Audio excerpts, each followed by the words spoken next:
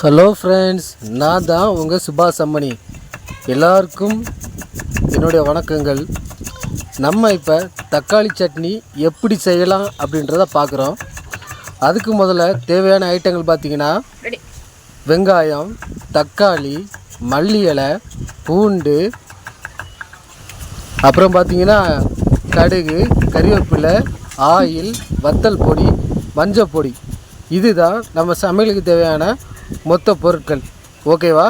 இப்போ நம்ம வீடியோக்குள்ளே போகலாம். நம்ம வீடியோக்குள்ளே போய் நம்ம இப்போ என்ன பண்ண போகிறோம் அப்படின்றத கவனமாக பாருங்கள், ரொம்ப தெளிவாக பாருங்கள். அப்போ தான் நான் சொல்கிறது உங்களுக்கு நல்லாவே புரியும். ஓகேவா ஃப்ரெண்ட்ஸ்?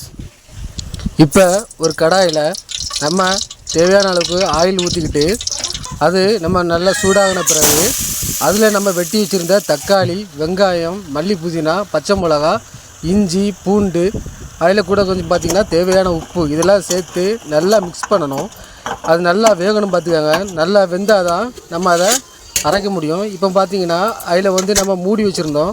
மூடி வச்சுருந்து நம்ம திருப்பி எடுத்துகிட்டு ஒரு கிண்டுறோம். நல்லா வேகலை. இப்போ மறுபடியும் ஒருக்கா மூடிட்டு மறுபடியும் ஓப்பன் பண்ணுறோம். இப்போ நல்லா வெந்துருச்சு. அதை எடுத்து நம்ம இப்போ என்ன பண்ணணும்னா ஆற வச்சு நம்ம மிக்சியில் அரைக்க போகிறோம். இப்போ நம்ம மிக்சியில் அரைச்சி நம்ம அதை பேஸ்ட் ஆகிட்டோம் பாருங்கள்.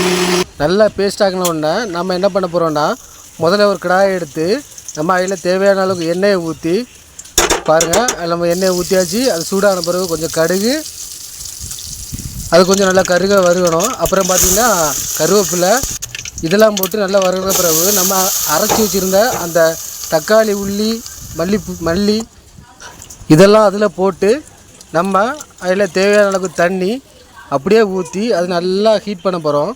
ஹீட் பண்ணதுக்கப்புறம் நம்ம அதில் தேவையான அளவுக்கு உப்பு சேர்த்து டேஸ்ட் பண்ணிக்கிட்டு லைட்டாக வத்தப்பொடி, அதுக்கப்புறம் பார்த்திங்கன்னா நல்லா கிண்டி விடணும். நல்லா கிண்டி விட்டதுக்கப்புறமா தேவையான அளவுக்கு உப்பு இருக்கான்னு பார்த்துட்டு பார்க்கணும். பார்த்து முடிச்சதுக்கப்புறம் அதை லைட்டாக கொதித்து வச்சு அப்படியே விட்டிங்கன்னா அப்படியே மல்லி இலை போட்டு தூவி இறக்கிட்டா நம்ம தக்காளி சட்னி ரெடி.